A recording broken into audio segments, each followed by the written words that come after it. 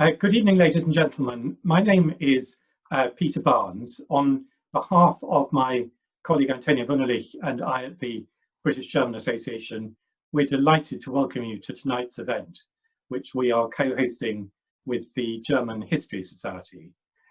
For those of you who don't know us, the British German Association is an educational charity which promotes mutual understanding between Germany and the UK. And if you're not already a member and would like to support what we do and receive invitations to future events, please join us, and Antonia will send you a message as to how to do that. 4 years separated the German surrender in May 1945 from the declaration of the German Federal Republic in May 1949. And those years were crucial to shaping modern Germany. From a 1945 perspective, the path to the Federal Republic was by no means clear or certain. From the American side, Treasury Secretary Henry Morgenthau was proposing the partitioning and deindustrialization of Germany. And from the Soviet side, Joseph Stalin was proposing a united Germany under communist control. In his new biography of Labour Foreign Secretary Ernest Bevin, our speaker tonight, Andrew Adonis, makes the bold claim, and I quote, "The Federal Republic of Germany was essentially Bevin's creation." So we're delighted to have Andrew Adonis with us this evening to explain and justify that claim. Earlier in his book, Andrew quotes Victorian Prime Minister William Gladstone as saying that at the age of 45, someone might as well start training to be a ballet dancer as to become a cabinet minister.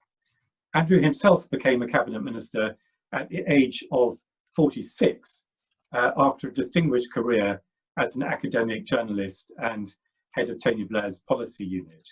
And what Andrew and Ernest Bevin have in common, making an exception to Gladstone's rule, was having made a very significant contribution to British public life after a late start as a professional politician. And in addition, like Bevin, Andrew Adonis was someone who was willing to work across party lines. So in many ways, the value of Andrew's book, like William Hague's book on Hitler Younger, lies in the insights he can contribute as a leading modern politician commenting on the life of a predecessor. Andrew's chapter on Britain's role in post-war Germany draws heavily from the book The Impossible Peace, and this book remains, 30 years after it was published, the definitive academic study of its subject. So to debate with Andrew this evening, we're delighted to welcome the author of The Impossible Peace, Anne Deighton. Anne is the Emeritus Professor of European International Politics at Oxford, and she is, like Andrew, an expert on Ernest Bevin. We're also delighted to have many distinguished people in the audience tonight, from professional politicians, professional historians, as well as a number of younger students and our regular BGA members. So a very big welcome to you all. In a moment, I shall ask Professor Deighton to sketch the historical background to the Potsdam Conference, at which Ernest Bevin first became involved in German affairs. And Andrew will then give his account of the role that Ernest Bevin played in those critical 4 years. If any of you would like to ask a question or make a comment, please use the chat function at the bottom of your screen to send in a query at any time during the talks. And I will then try to put those questions to the speakers during the audience Q&A. And with that, Anne Deighton, over to you. Thank you very much indeed, and a warm welcome to everybody, nearly 50 people. It's very nice to think of you listening to us, and it's a great privilege to join you for this it's a unique session, and with a very distinguished journalist, politician, historian, Andrew Adonis, as the author of the book.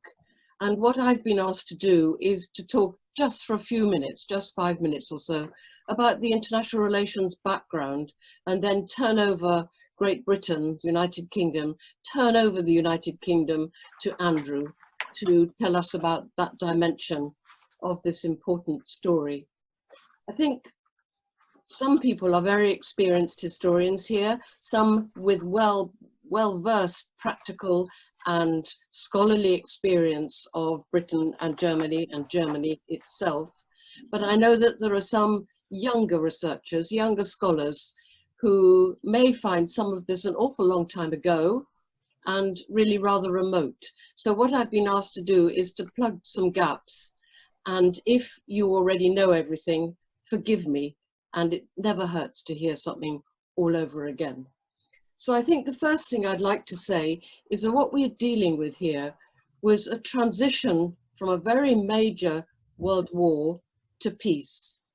If we think that the politics of today are more complicated than they've ever been before, it may feel that way, but I can assure you that the politics of the transition from war to peace is really quite something of its own. Just to cast ourselves back to 1941, in the middle of the war, the Soviet Union, who's been flirting with Germany between 39 and 41, is now invaded by Hitler. And during the last few years of the war, the push west by the Soviet armies and their allies to squeeze out Hitler from Germany is the military background. The United States has also joined in the war, which means it is genuinely a global war. And we mustn't forget that, of course, at the same time as the European war, there is a very, very bitter war going on in the Pacific region, led by Japan. Now, the politicians didn't like each other much. It's very difficult to do business with a Soviet leader who seemed to have let us down in 39. And the Americans were slow to come into the war. But planning indeed did go on. It went on at various high-level meetings across Europe and America. And during these meetings, the future of Germany and the future of Europe was an intense subject for discussion. But it wasn't just borders and state boundaries. It was also to do with the nature of what the world had gone through. What do we make of Nazism? Was it a national phenomenon in Germany, or was it just a very bad leader who managed to waylay and to take German people who had different priorities, to take them away from that path of politics? The borders question is extraordinarily complicated and of course continues right into the end of the war. But also there was the problem of punishment, or what was called reparations. After the First World War in 1918-19, reparations were a big issue. And one of the arguments was that they had created the wrong environment for Germany to be able to recover from the First World War. So were we going to punish the Germans all over again? So that was the broad wartime setting. And at Potsdam, which Andrew will talk about, I'm sure, the three leaders met. Now, in April 45, Roosevelt died. And so Harry Truman came in his place, but was very new to the game. Stalin was there for the whole of the Potsdam Conference, July to August. But Churchill, who went to begin with, went back for the British general election and he got turned out of office. So Clement Attlee, supported by the star of tonight's performance, Ernest Bevin, came in his place. Andrew will talk about the broader settlement, but basically people really did not know what to do with Germany. And so this wartime solution was to create 4 zones: the Soviet zone, the American zone. The Americans always complain they got the scenery. The British zone, which had the coal making, the Ruhr area, and the French zone, which was added under British pressure for France, 2 little patches in the southwest corner of the country. Likewise, Berlin was divided into 4, and Berlin, to look at a map quickly, was slap in the middle of the Soviet zone, and that was to produce some problems. Now, the years between 45 and 47 were really not easy, and the question at the back of everyone's mind was not just Germany. What on earth do you do with this almost quasi-imperial colonial activity, reconstructing and rebuilding a country? But how far did we trust the Germans? How far did we trust the Soviets? How far did we trust the Americans to stay in the game? And how stable was France? So at the back of your minds, before I turn over to Andrew, you need to have the ideas of, we have to win, we've won the war, but we have to try and win the peace. But what does that mean? How do we bring peace in day-to-day meetings, conferences, agreements, treaties that people would, in those days, possibly stick to? And how, at the same time, did you rebuild a world which was the priority for many countries, a world of international organizations, starting with the United Nations, but also other Western-based and global organizations right throughout these years? And then, what about the Soviet Union?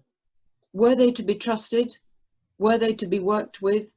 And how did we find out what was going on? Very difficult. Intelligence into the Soviet Union was very, very poor.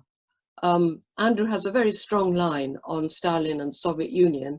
I have a slightly different line, and we might return to that later on. Then would the United States stay? They joined late.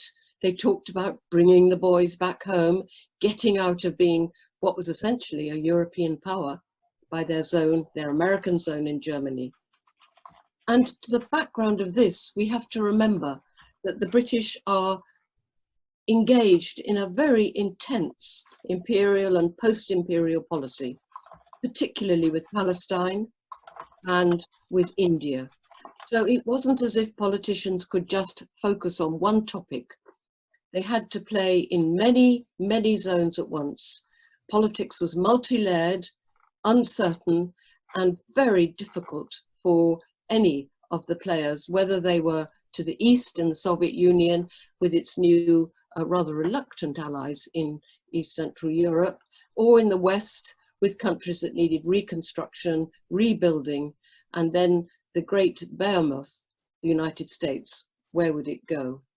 So I think on that note, I'll probably turn over to Andrew, and you will be able to, I hope, open up on Germany from there.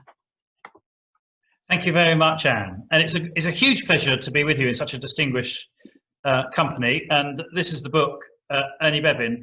And I hold it up partly so you can see it if you haven't seen it already, but also because the picture is very significant. It's Ernie Bevin surrounded by miners and workers during the war.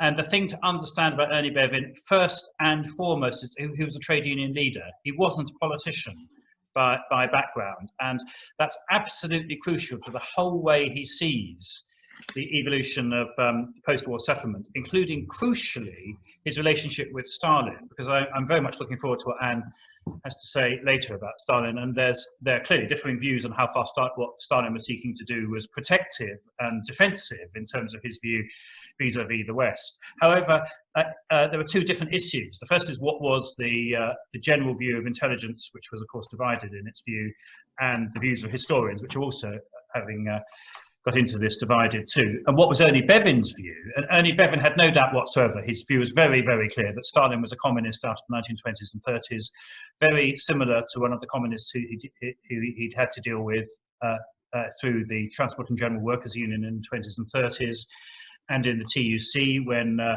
big issue of whether or not the TUC was going to affiliate to an international union federation, which included Russia. This is in the 20s and 30s, and his view, based on the actual practice of what happened in Russia itself with the suppression of the free trade unions, was that this would be the death knell of serious international trade unionism in Europe. And all of those lessons he took in his view of Stalin. So even though there's a legitimate debate to be had about what Stalin was really after and what the historiography is about, it's very, very clear to me what Ernie thought of Stalin, which was that he was an imperialist, totalitarian, communist, with ambitions very similar to those that he'd been dealing with in the union movement over the previous 20 years. And the only way to deal with him was to seek to contain him. That there wasn't going to be a stable deal that could be done with him. And that was his view. It's clear to me from the outset. But before I get into that, I just want to say a word about both Peter and Anne, because they both bring a huge wealth of expertise and experience to this conversation too, and I hope we can hear a lot more from them in this discussion. Peter, though he doesn't realise it, played a big part in my becoming a special advisor, because he was a special advisor to John Major back in the 90s when very big issues to do with our relations with Europe were being discussed and debated. And I was then a journalist on the FT, and his job looked so exciting, I thought I wanted to do something like it myself. And that's part of the reason why I ended up as an advisor. And he was an excellent advisor, very, very focused on what Roy Jenkins always told me was the crucial quality of the advisor, and indeed the politician, as I've now been one myself, which is to argue to solutions, not to conclusions. It's often the job of academic and expert advisors to argue to conclusions. That is, what is the actual truth and an ideal solution to an issue. But politicians who deal in the here and now and in the messy reality of compromises and all of that have to argue to solutions. And that was a lesson I learned from observing Peter and doing this job myself. And it's also something at which Ernie was an absolute past master at, arguing to solutions, not to conclusions. But it's an equal pleasure to be with Anne, because Anne was also responsible for my writing this book in a way she probably doesn't realise either, which is that the book I intended to write, because all books are a process of evolution, wasn't a biography of Ernie Bevin at all. It was a book I wanted to write coming out of the big political battles I've been involved in the last 2 years, which were on Brexit. And I wrote a book with Will Hutton on the big political challenges facing Britain, to deal with the very issues to which Brexit became the answer, left behind Britain, declines in living standards in large parts of the country, and all of those forces that led to the Brexit vote in 2016. And one of the arguments I wanted to make, which I found myself making in my role leading the European movement, where I did hundreds of meetings over the last 2 years, was this argument taking head on this idea that Britain is somehow not a European power, which is a deeply entrenched view, particularly amongst Brexiters, that our natural position is on the fringes of Europe, not engaged, and so on, which is a complete misreading of the 1940s. After all, the Churchill-Chamberlain argument as to whether Chamberlain was right and Czechoslovakia was a far-off land of which we know nothing was taken head-on by Churchill, who said that our security and our own democracy crucially depend upon not only having a satisfactory balance of power in Europe, but not having massively alien ideologies on Europe either. So it was crucial in 1940, and actually the 1945 Labour government was utterly involved in the affairs of Europe. It did not seek to withdraw in 1945. That's a total misreading. This Dunkirk idea that we were seeking to get out and we were there alone is a complete fabrication of what happened after 1945. And the two crucial things which that Labour government did, which is what led me into this debate in the first place, were it playing a leading role in the creation of what became the Federal Republic of Germany in 1949, and a leading role, indeed the critical role, in forming the Atlantic Alliance, the Defence Alliance, which was crucially a defence alliance not just between Britain and the United States, but between democratic Western Europe and the United States. And just as Marshall Aid was a partnership between Marshall, Truman, the United States, and Western Europe, the OECD and the Union of the Western European powers was absolutely crucial to the American determination to go ahead with it. So it is also vital to understand that the North Atlantic Treaty and the foundation of NATO in 1949 come after the Brussels Pact, which is a defence alliance between Britain, France, the Benelux countries, which comes itself after a treaty with France the year before that.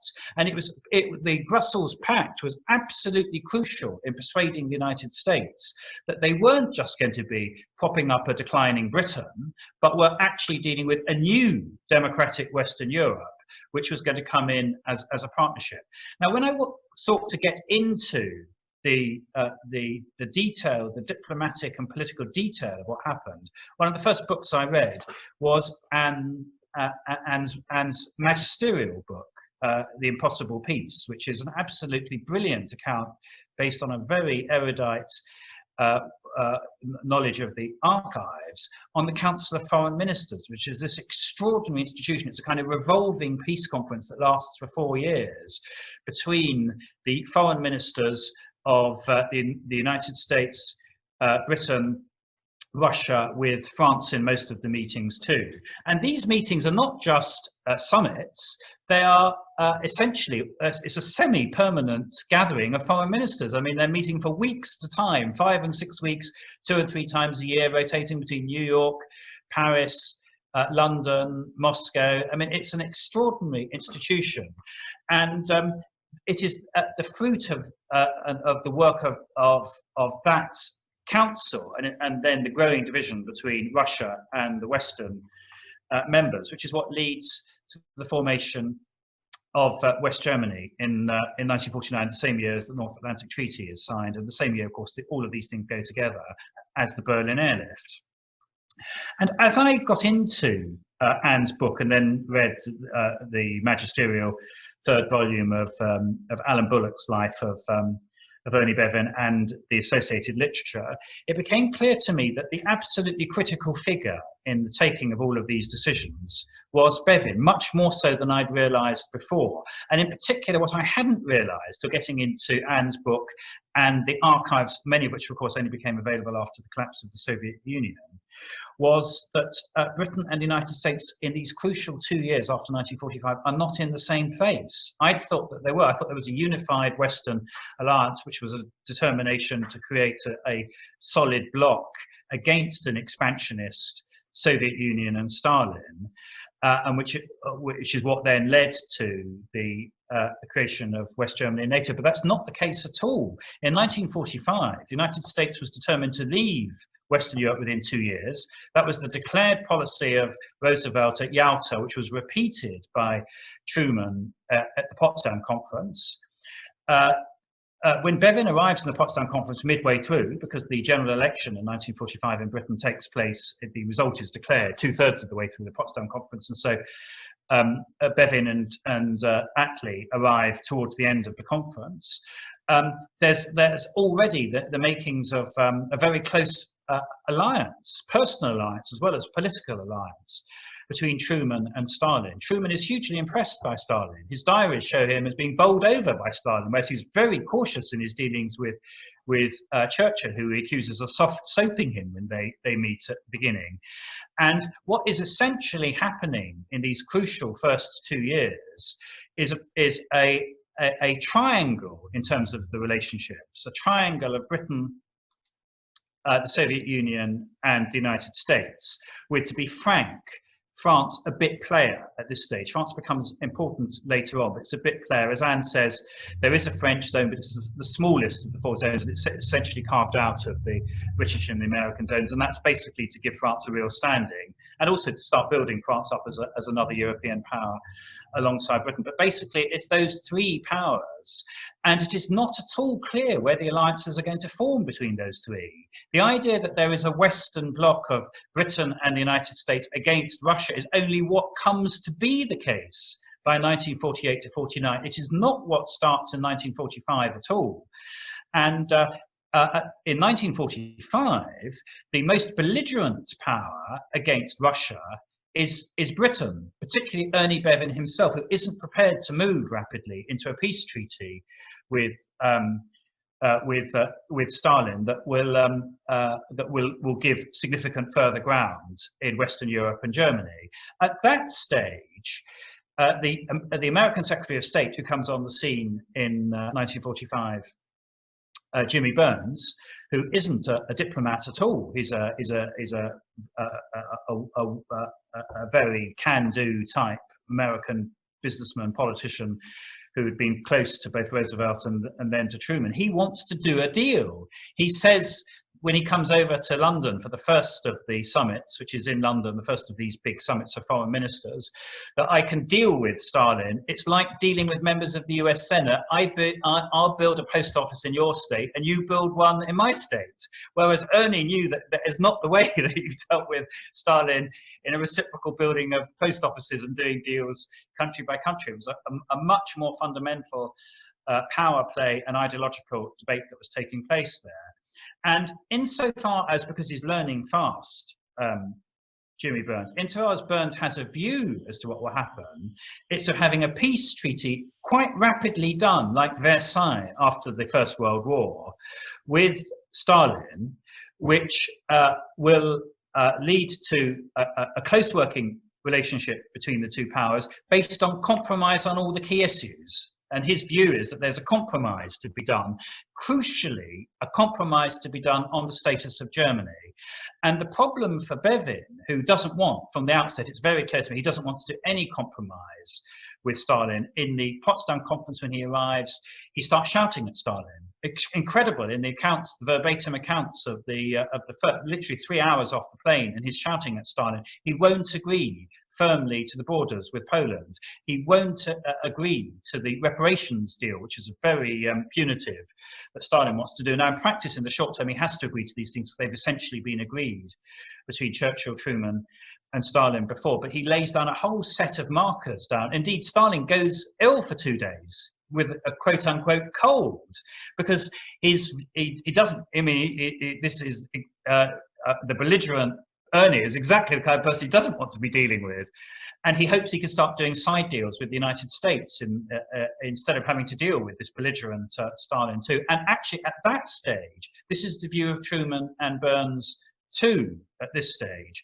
And the two key things driving it from the viewpoint of the United States is that they intend to be out of Europe within 2 years, and Truman reinforces that view at the Potsdam conference, and the way to get out of Europe is to have a 3/4 power, depending on what the position of France is, deal over the management of Germany. And the crucial problem that Bevin has is that that is the actual decision of the Potsdam conference, is the commitment to create a 3/4 power regime for the long-term management of Germany, including Berlin. Now, it isn't set out what the detail of that will be, and that is, you know, what the institutions will be, how they will work, what will happen in terms of the occupying forces and the defense forces. All of those issues are left in the balance, and it sits alongside the fact that the actual administration of Germany is in the hands essentially of these three big zones: the British zone, which is the industrial northwest; the American zone, which is the more rural Bavaria, Baden-Württemberg in the south; and then the eastern zone, which of course was defined by the fact that this was the area occupied by Russian troops in May 1945. And so you have this very uneasy situation between the actual administration of Germany, which is in the hands of these three powers with a bit of France on the ground, but the commitment to a pan-German set of institutions with a status then to be defined for Germany as a whole in subsequent peace treaties. And what essentially happens, and I'm simplifying here because I don't want to carry on for much longer, I've already been speaking for a quarter of an hour, what essentially happens is that over the course of the crucial 2 years after 1945, is that Bevin persuades Truman, essentially. Burns, I don't think, is ever fully persuaded, but he persuades Truman that there needs to be a Western bloc against Stalin, because he can't be trusted and is going to be an imperialist power vis-a-vis West Germany and potentially also Western Europe. And that the form that that will take is the bringing together of the British and the American zones to create a state, and not just a temporary pact, but a real state, a state with all the accoutrement of a government and with armed forces, and the armed forces for the short to medium term will be occupying British and American troops. And this happens at one sense in stages, because the increasing belligerence of Stalin, the ratcheting up of anti-Western rhetoric, the actual actions of Stalin in Sovietizing Poland, the Czech Republic, Bulgaria, all of what becomes Eastern Europe. All of those facts on the ground start to change opinion, and anti-communism starts to ratchet up quite seriously in both Britain and the United States alongside that.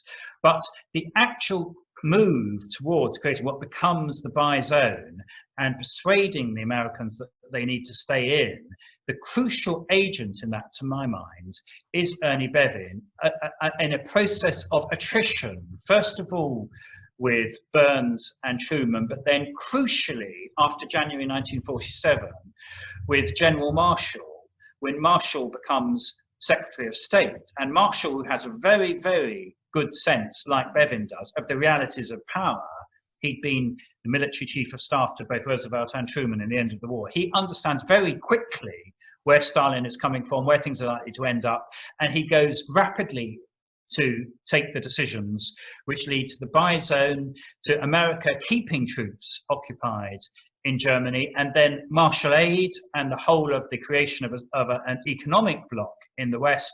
And then absolutely fundamentally, because when Stalin then moves to isolate and to seek to take over West Berlin in 1948 with the launch of the Deutschmark and what becomes a firm currency union for this new West German state too, the crucial decision which Bevin and Marshall take together is that they are not going to allow West Berlin to become part of East Germany, which was a very real option at the time.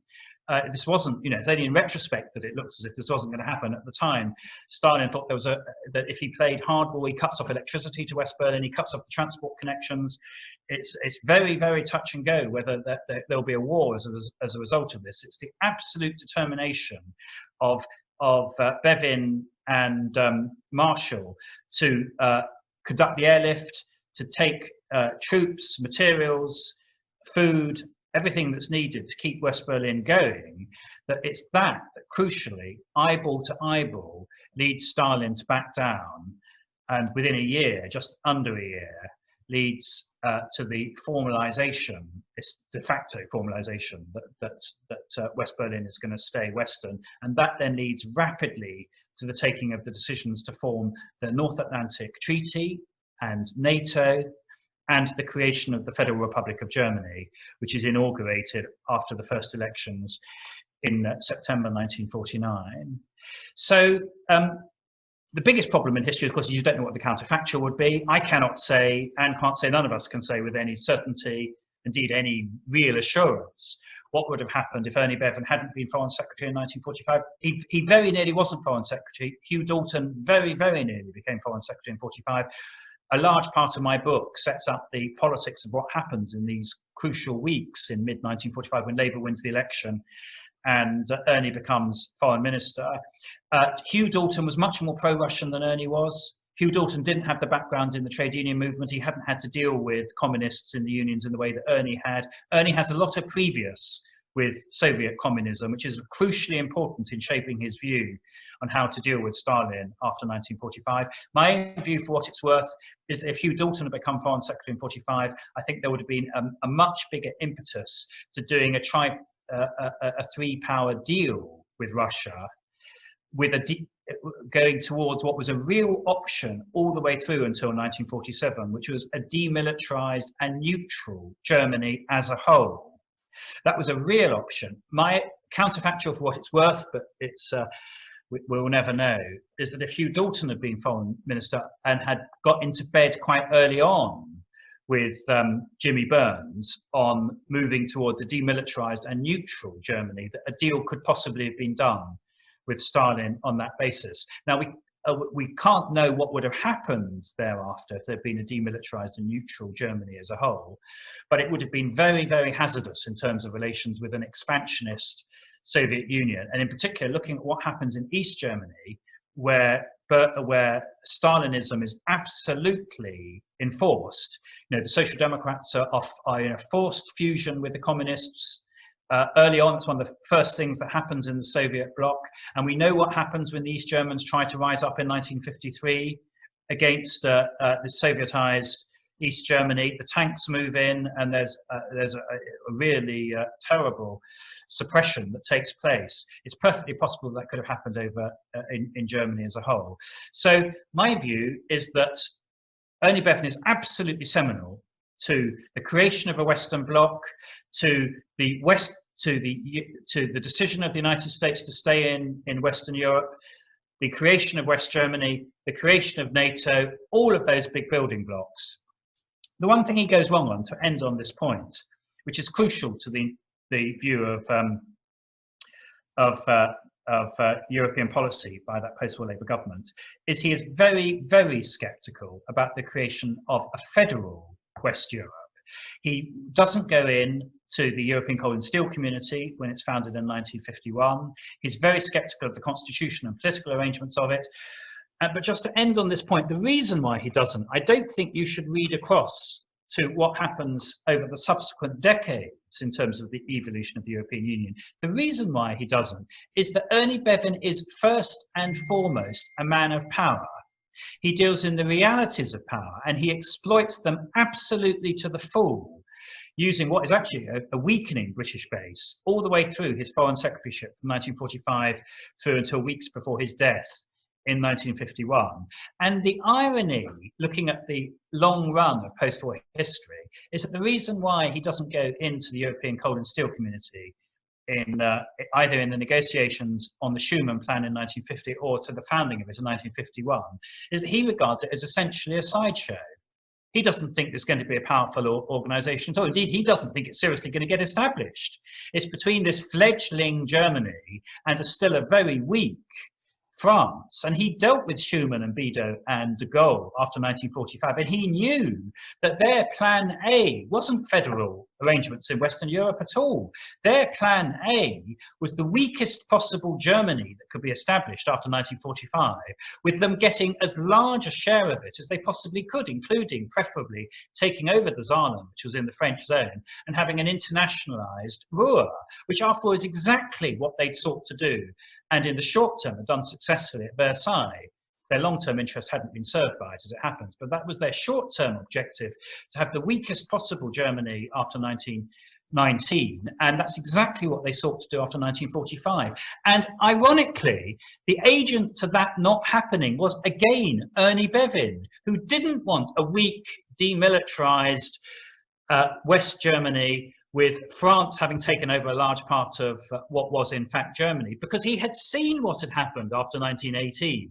He saw the consequences of it, and he thought that the only thing that would happen, even though he didn't much like the Germans himself, he had no relationship really with Adenauer, was if that happened, he thought there would be a rerun of what happened in 1918, which would be a vengeful Germany, which grew out of the ashes of a Carthaginian peace, and a much weakened Western Europe, which wouldn't be capable of standing up to the real imperial power, which he saw with great clarity was threatening to take over Europe after 1945, which was Soviet Russia. So I think he was a great man, Ernie Bevin. He had many flaws, but he had a skill set and a knowledge, particularly an ability to conduct negotiations and a knowledge of communism, which served him, Britain and the West and Western Germany extremely well after 1945. And it is my view that the course of history would have been fundamentally different if he hadn't been Foreign Secretary in those 6 seminal years between 1945 and 1951. Andrew, thank you very much indeed. I'd like just to hand over to Anne now to participate in the discussion for a few minutes before I bring in the Q&A from the audience. Okay, well, that was a magisterial presentation. I was just thinking, even as you spoke, that if you were a barrister, I wouldn't like to be on the other side. I think that you really did the case for Bevin very well. I just pick up 1 or 2 nuances. I think what you bring out in your book and today is your focus upon individuals, which I think is really interesting. And all these key players, whether it's Burns, Marshall, Bevin, Attlee indeed, Stalin and Churchill, have their own, what Jonathan Wright once very astutely has called their mental maps, how they saw the world, what they processed about the outside world into their specific policies. And I think for Bevin, you're right, what he really wanted to be was Chancellor of the Exchequer. I mean, it's really interesting that during the late 20s and the 30s, he's mixing with Keynes. He's thinking about the problems of colonialism and the economies. He thinks he can sort out, he understands, he gets his head around the gold standard, and he's free to criticize Churchill on that. So I think he thought that if he came back into politics, and we won the war and Labour got in, he would have been Chancellor of the Exchequer. And it's very interesting that twice in his career, he had thought as a backup for him once he left the TUC, was to be the Secretary General of the ILO. And that happened not once, but twice.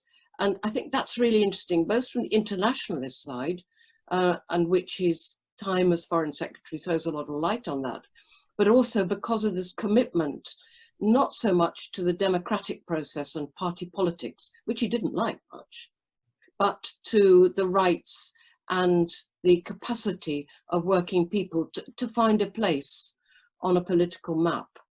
So I think that individual aspect is really, really important. I have to say that over Stalin, my own view is that Bevin, no, he didn't like Stalin, but my reading of the documents was that he saw Stalin like one of the bosses, one of the works bosses in the dockyards, in the railways, or wherever he came across him. They're essentially a rough, tough, subtle piece of work, but you had to do business with them. And he may not have enjoyed the company of Stalin very much, though they probably could have drunk each other under the table with great alacrity. But I think that he felt that Stalin was there. Bevin understood incredibly well that you didn't get to fight the battles on the terrain you wanted. And that comes from being a trade union leader, which you described so well. You didn't have any option. Stalin was there, he wasn't going anywhere anytime soon, and therefore you had to do business with him and tease out what were his weaknesses and what were his strengths, how far he was prepared to go, and when he too would be cautious. I think actually the person he really disliked, Andrew, was Molotov. And one of the reasons he really disliked Molotov is a fascinating one. And that's because Molotov's own background was middle-class professional. He wasn't one of them. He wasn't one of Ernie's people, my people, as he would call working class people. And he and Molotov really disliked each other at a personal level. So if we're talking about personal vindictiveness, I think I'd go for Molotov rather than Stalin.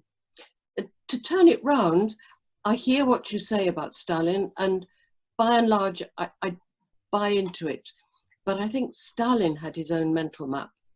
And, you know, fear was a greater part of that mental map than perhaps he let slip at meetings. Stalin was very, very conscious of the huge human loss in the Second World War in the Soviet Union, so much so that people didn't know that the extent of losses exceeded 20 million, could have been 30 million. His own people were not told about this. So this wasn't in a day and age of mass media where everyone would have found out. So he had to keep that quiet. He was not at all sure whether the Eastern Europe, which to those of you who are new to this story, the Soviet armies marched west, liberating, as they called it, the countries of, as Andrew has described, and got as far as Berlin. But there was no immediate assumption that these countries were going to be placid or very supportive allies. So that the position with regard to Eastern Europe wasn't as fait accompli as you might have thought. So I think that I would give Stalin a little bit more doubt than perhaps you have said. Likewise, I think that Truman wasn't really on the ball as well as he might have been. And I think that, as you quite rightly say, he relied very much on Marshall. Once Marshall had got his feet under the table, understood what was going on, and saw where the British needed help to carry through their plan, which of course, in a way, what Marshall Aid was about. Do you want me to stop there, Peter? I mean, once you get me going, unless I'm happy to go on all evening. But we have just over 10 minutes left, so well, let's open it up. Yes. I think what I'd like to do is to open it up to other people. Could I just say one tiny little thing? That thank you for your very kind words about the book. The Impossible Peace, you might have wondered about the title. The title actually comes from Raymond Aron, who said, paix impossible, guerre improbable. And it just summed it up very well for me. But also at the time the book came out, the division of Germany came to an end. So I think many people read into that, and I did too, the fact that the peace that was constructed by Bevin and his collaborators was in the long run impossible, because what it did was to divide one very, very powerful but now broken German people. So I'd just like to add that as a little rider. Super. Well, thank you both very much for your extraordinary contributions, and to Andrew for his kind personal words about my influence on his career, which I hadn't previously realised. Please do, members of the audience, continue to write in your questions on the chat. Given the limited time we have, I will prioritise those which are focused on Bevin or on the 45 to 49 period rather than more general questions. But I'd like, if I may, to start with one of my own, which is you, Andrew, in your book, you mention the extraordinary speech that Bevin gave in October 46 to the House of Commons, where he effectively outlines what you call the Bevin plan, but captures in many ways the essence of the structures of the Federal Republic, which weren't put in place until 3 years later.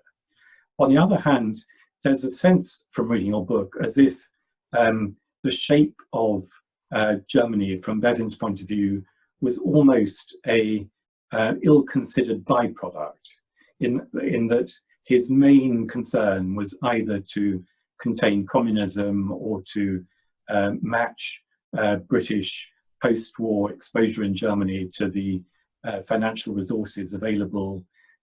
He barely visited Germany after Potsdam. He never really liked the Germans. Is it your sense that what Bevin was doing in regards to Germany was actually being thought about from the perspective of what he wanted the long-term future of Germany to be, or was it simply a side effect of British interests that he was promoting? I think it was a combination of the two. His reaction to the war and was of a visceral. He'd had a visceral dislike of Germans, though that hadn't been true before the war, where he was a great negotiator and was in the ports, you know, because the Transport General Workers Union's biggest component was the dockers. So he was very, very well used to negotiating. As he said to his officials, you know, I know these Germans and these Russians. I've negotiated them. They're like the ship's captains. You know, I used to negotiate with in the ports. So there was a visceral dislike, but he was absolutely pragmatic about power. And it's not just, I think byproduct is far too strong a way of putting it. He knew that Germany was going to be a big nation again, and it needed to be composed in a way that wasn't going to lead to war, either a war originating with Germany again, or a war where half of Germany was a proxy for a Stalinist Soviet Union. And so in his mind, I think the best way of putting it on Germany is that he was making the best of a bad job. However, to respond to some extent to Anne's point, because of course I'm writing a biography of a person, all the detailed work in that extraordinary speech he gives in October 1946, which, as you say, sets up the whole constitutional arrangements for what becomes the Federal Republic of Germany, which is proposed to introduce into the British zone. Of course, these weren't all worked up by Bevin. He had said, I need a stable local, British zone, which we can also link in with the American one, and it must have lots of decentralization, so we have a strong government and all that. And, you know, he had brilliant technical experts, many of whom were in Germany. I mean, there were nearly 30,000 British officials, and that's quite apart from the troops, who were managing the British zone between 1945 and 1948-9. They come up with the plan, and there are many, many very brilliant jurists, constitutionalists, and so on who do that. And it's Ernie's gut instinct and big lines of policy which come together with these very brilliant minds. And part of my reflection on this is I wish those very brilliant minds who devised all these German institutions, drawing as they saw it on the best of democratic German traditions, but also the best of British traditions too. I wish they'd done a better job of modernising Britain itself,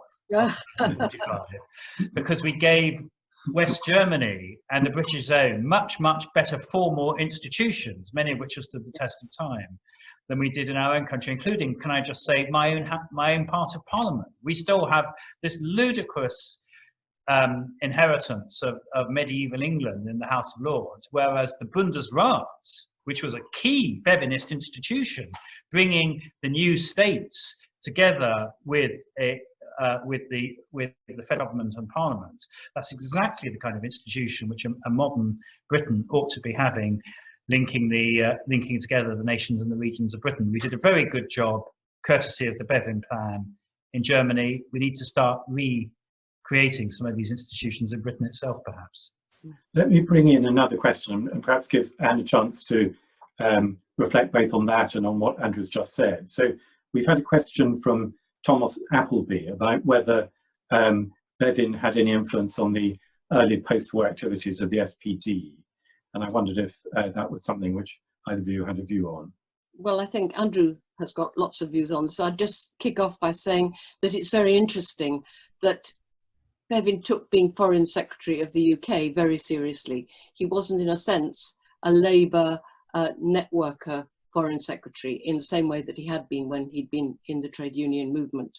And he didn't like the views of Schumacher, the German SPD leader, because he wanted a unified Germany. And the arguments are really interesting. The arguments are, if you divide Germany, you're going to produce a backlash against the settlement. You'll recreate Weimar, the difficulties of Weimar. And that was a dilemma with which Bevin had to lead. And so he took his line on British power, British interests, and British capacity to influence what was going on in West Germany, rather than working with the SDP in Germany. And if I could just add to that, one of the problems about Germany in the interwar period was that the thing that really upset Bevin wasn't as much Stalin's treatment of the trade unions as Hitler's. And that's what engendered that real visceral dislike of what had gone on to his people, to his trade union members during the Nazi period. Thank you very much. But just before bringing Andrew in, I wonder if you could also address a semi-related question from S. Davis about the settling of the Oder-Neisse line during the talks.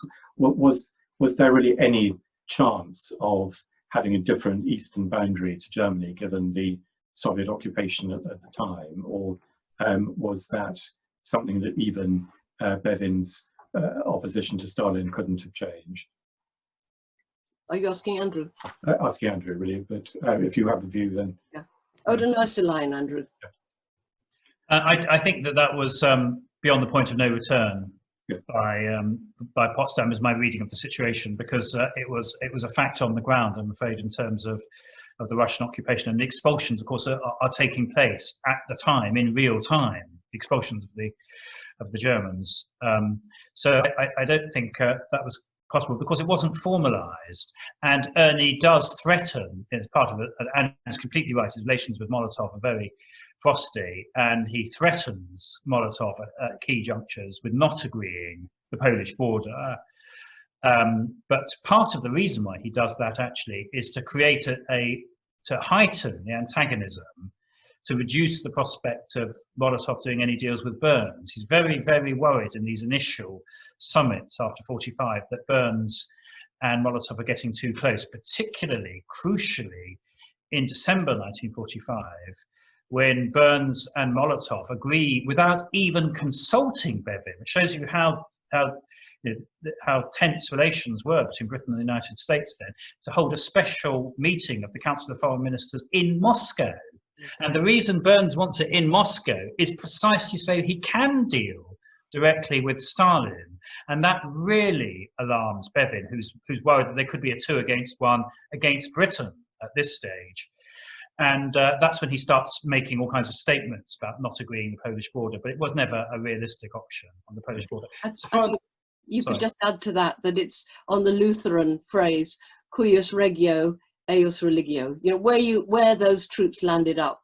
If you were going to try and unpick where the Allied armies had reached by May 45, you could run the risk of another war. That's completely right. Nobody wanted to do that. Actually, nobody could afford to do that. No. Just on the SPD point, just to make a quick point about it. Anne's completely right that Ernie wasn't close to the SPD. He didn't get on particularly well with Schumacher. He didn't get on with Schumacher actually any better than he got on with Adenauer. However, an absolutely crucial thing that Ernie does in 45 helps determine what happens thereafter, which is that he funds the SPD and his agents fund the SPD in West Berlin to prevent the SPD in West Berlin going into a fusion with the communists, as happens in East Berlin. And that was a very real prospect that it could have happened. It wouldn't have happened in Western Germany as a whole, but it could have happened in West Berlin in 1945 to 46, when there's massive pressure, including quite a few of the leading social democrats in West Berlin are in favour of it, partly because they're close to communists and partly because they're coming under pressure. Some of them are actually Soviet agents. I mean, this is what's going on. And it is real cloak and dagger stuff, including some very, very fraught, you know, spiriting of people out of who are about to be abducted by Soviet agents and so on, which is done at Ernie's behest, which prevents the SPD fusing with the communists and maintaining the SPD as an independent party in West Berlin is absolutely crucial to the integrity of the SPD in West Germany as a whole in the years after 45. And the irony is it's all focused around elections, so-called democratic elections, which makes it all the harder to manage. Well, thank you both very much. This talk could have gone on for at least twice as long, but I know my colleague Antonia Wunerlich would like to come in and thank you both formally for your participation tonight. Yes, so yes, thank you very much to Lord Adonis and Professor Deighton for the fascinating talk, and also to the German History Society for co-hosting the event with us. So Lord Adonis, for those who didn't see in the chat, has kindly offered members of tonight's audience a signed copy of his book on Bevin. So if you'd like to get your hands on one, then you can email him with your name and address. So his email is adonisa@parliament.uk. I'll pop that into the chat as well. So you can email him with your name and address, and also letting him know who you would like the book to be inscribed to. And I'm sure many of you will be quite keen on reading the book after tonight, so do make sure. Very, very readable. It is really a good read. If you've read all the sort of chick flick novels that you're going to read in lockdown, and you want something that takes you along with the story and the narrative and the sort of rags to responsibility, which is an extraordinary story. And Andrew writes beautifully, so I just think that's very, very kind of you. And it's as I say, I drew very heavily on Anne's work, particularly in this analysis of what's going on in this Council of Foreign Ministers after 45. So all of these works are joint products. Yeah. And on that note, to anyone to anyone who's new here to the BGA, we put on many events such as the one this evening. So if you're interested, then please do become a member. You can do so via our website, britishgermanassociation.org. And our next event will be on German reunification. So fast forward a little in time.